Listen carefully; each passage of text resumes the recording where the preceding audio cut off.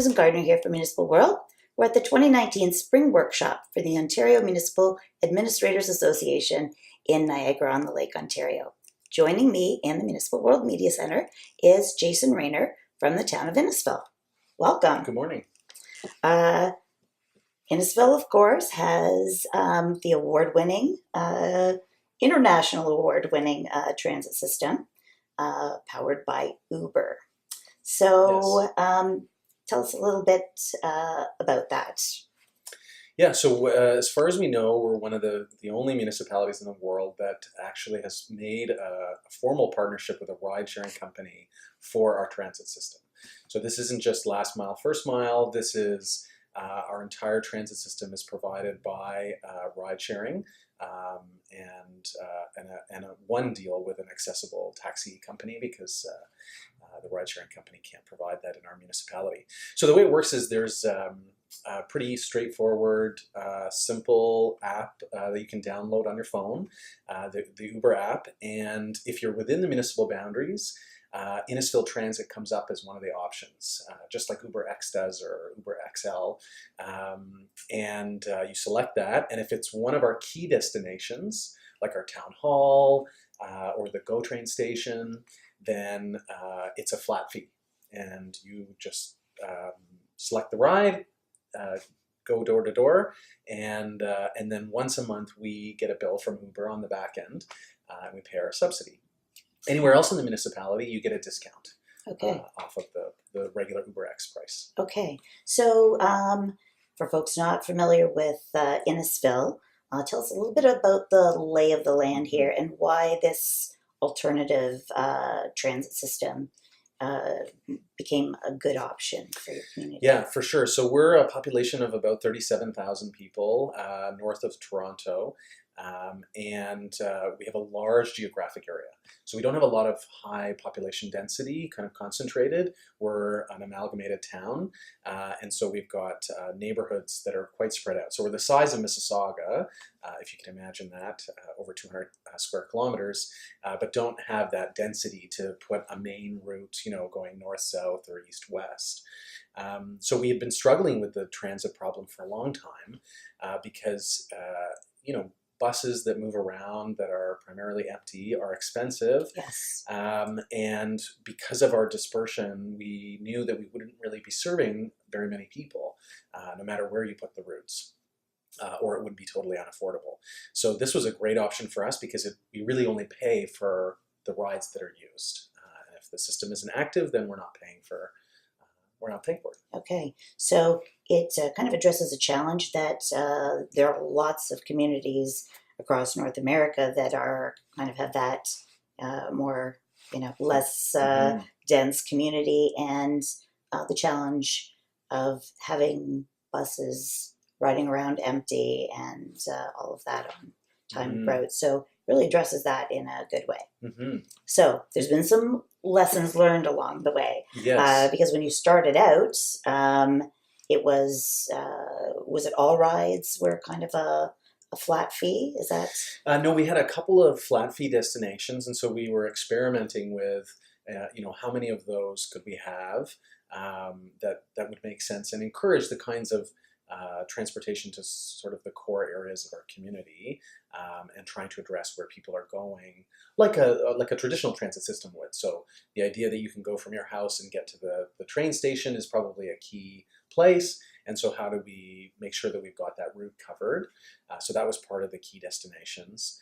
But it's interesting when you try innovative approaches. We rarely ask ourselves in government what happens if we're wildly successful beyond our imagination. So, we started out with only a handful of rides, a handful of Uber drivers in the community, and now we're up to 9,800 rides a month. So the community has really embraced this option. Wow. And now we're sort of asking ourselves, well, how many more rides can we have that we are subsidizing, right? And to what extent is council and the community comfortable with the subsidy? So for a community of our size, I don't know what the magic number of, how much we're prepared to spend on transportation is. I think council will work through that. Yeah. We did recently recommend to council, though, that because the number of rides continue to climb, the subsidy continues to climb. Can we start to rein in those costs? So we raised the price by $1 per ride to try to pull back some of those costs. And we honestly thought there would be a leveling out of the rides earlier. Yes. My guess is, I'm not a transportation expert, but my guess is that transit engineers look at this kind of stuff all the time, right? Yeah. Where's the most effective routes? What's the right pricing? How do you match the supply with the demand, and manage fiscally responsibly those subsidies? Fantastic. So, looking to the future, any plans around further revising the system?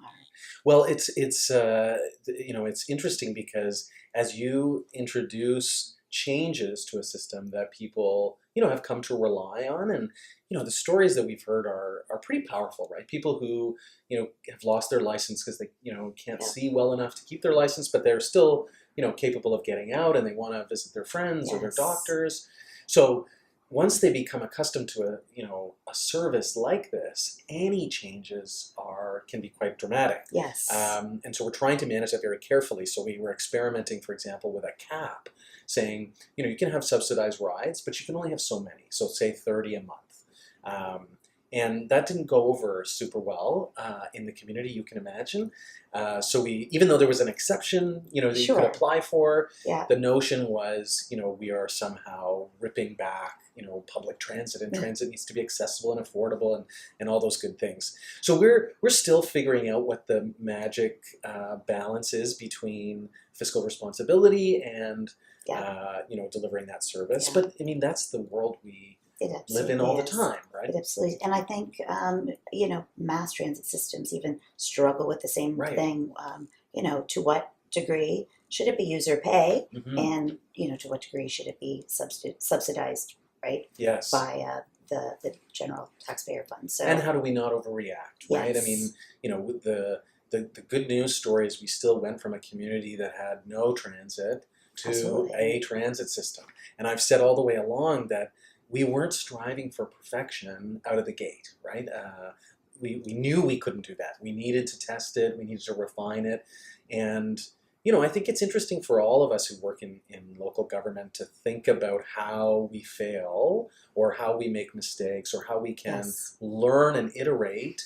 And, in a fishbowl of an environment, right? That's tough. It absolutely is. And how do you get the community to buy into that idea that we're going to continue to tweak the programming and the services so that we get the right balance. Yes. But we won't get it right the first time, that's for sure. Yes. So part of it, too, I guess, is kind of keeping the public informed and engaged as you go through this process. And, I think education for everybody about, we see a little bit more awareness now around, the need to allow failure and for it to be safe for things to fail so that we can continue to innovate, right? Yeah, that's right. It's a critical piece, right? I mean, the idea, and I think for the community, some system, some service is better than none, right? Yes. And so how do we get comfortable as government with, kind of an imperfect solution and knowing that we're going to iterate and make it better? And, the private sector's been doing this for years, right? Absolutely. I mean, I can remember the Apple conversations about, they launched the iPod, knowing that it was imperfect and that they had already made the next better version, but they wanted to get out, right? Guy Kawasaki says, don't worry, be crappy, get it out there. Yes. And I think in government we're so consumed with all the T's being crossed and all the I's being dotted, and we sometimes miss the change that some of our services can have in people's lives, even though it may not be the perfect solution or the end game solution. Yes. So how do we, as you say, get comfortable with that and keep iterating? Well, congratulations to you on the service there, and I'm sure that as things go along, there's going to be more lessons learned, and I hope you'll be in to share them with us. Absolutely. Thank you very much. Okay, My thank pleasure. you. I'm Susan Gardner for Municipal World. We share your stories.